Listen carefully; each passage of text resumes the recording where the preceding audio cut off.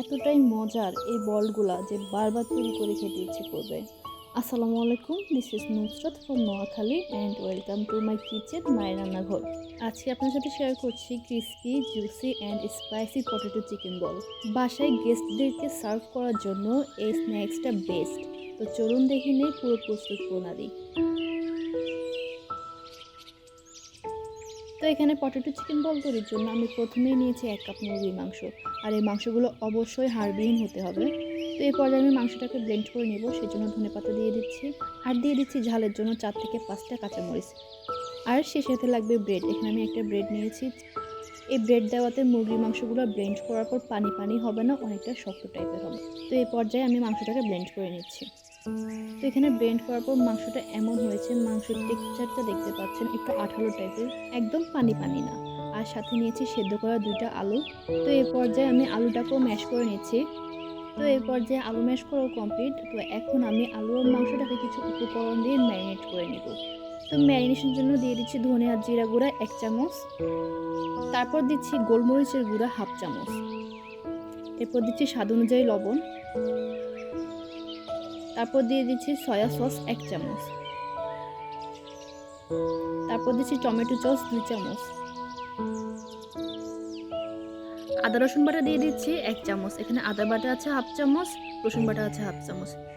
তারপর দিয়েছি পেঁয়াজ কুচি 2 টেবিল চামচ, গাজর দিয়েছি 1 টেবিল চামচ। তো এই পর্যায়ে সবগুলো উপকরণ মাখিয়ে নিচ্ছে। আর যখন দেখবেন একটু স্টিকি ভাব লাগতেছে, তখন এই স্টিকি ভাবটাকে রিমুভ করার জন্য তেল ব্যবহার করতে পারবেন। এখানে সয়াবিন তেল ব্যবহার করেছি, চাইলে সরিষার তেলও ব্যবহার করা যাবে। তো এই পর্যায়ে একটু ভালোভাবে মাখিয়ে নিচ্ছি। মাখিয়ে নেওয়া শেষ, এখন আমি বলগুলো তৈরি করে নেব। আর এখানে বলের উপরের লেয়ারের জন্য আমি ডিম নিয়েছি, আর ডিমের মধ্যে দিয়ে দিচ্ছি একটুখানি গোলমরিচের গুঁড়া। তো এই পর্যায়ে ডিমটাকে একটু ভালোভাবে মিশিয়ে নিচ্ছি।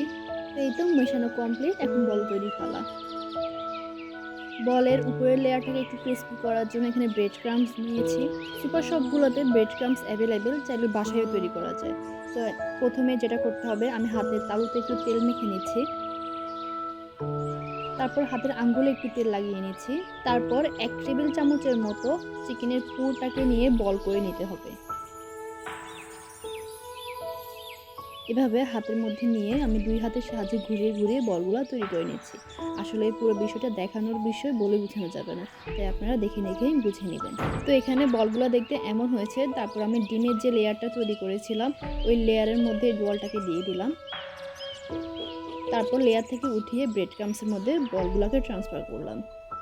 এরপর বলের গায়ে ব্রেড ক্রাম্বসগুলোকে মাখিয়ে নিলে তৈরি হয়ে যাবে পটেটো চিকেন বল। তো চাইলে এভাবে বলগুলোকে তৈরি করে এ পর্যায়ে আপনারা ফ্রোজেন করে রাখতে পারেন মাসখানেকের মতো। জাস্ট ফ্রিজ থেকে বের করে তেলের মধ্যে ফ্রাই করে নিলেই হবে। তো এই যে আমি সবগুলো বল তৈরি করে নিয়েছি, এখন শুধু ফ্রাই করে নিব। এই বলগুলো ফ্রাই করার সময় তেলটাকে একদম গরম করে নিতে হবে, তা না হলে ব্রেড ক্রাম্বসগুলো ছড়িয়ে ছিটিয়ে যেতে পারে। আর প্রথম পর্যায়ে চুলার আঁচ বাড়িয়ে রাখবেন, এবং যখন বলগুলো দেওয়া হয়ে যাবে তখন চুলার আঁচ একদম কমিয়ে দিবেন। যেহেতু কাঁচা মাংস, চুলার আঁচগুলোকে কমিয়ে বলগুলোকে ফ্রাই করতে হবে। তো এখানে বলগুলো ফ্রাই করা কমপ্লিট, দেখতে পাচ্ছেন বলের কালারটা এমন হয়েছে। একটা বল ফ্রাই করতে 5 থেকে 6 মিনিট টাইম লাগবে। এই পটেটো চিকেন বলগুলো সকাল বিকেলের নাস্তার জন্য বেস্ট, আর হচ্ছে যে কোনো গেস্টকে পরিবেশন করতে পারবেন। খুবই ইজি রেসিপি, একবারে অনেকগুলো বানিয়ে ফেলে ফ্রিজে ফ্রোজেন করেও রাখতে পারবেন। বাসায় এভাবে বানিয়ে ফেলুন পটেটো চিকেন বল।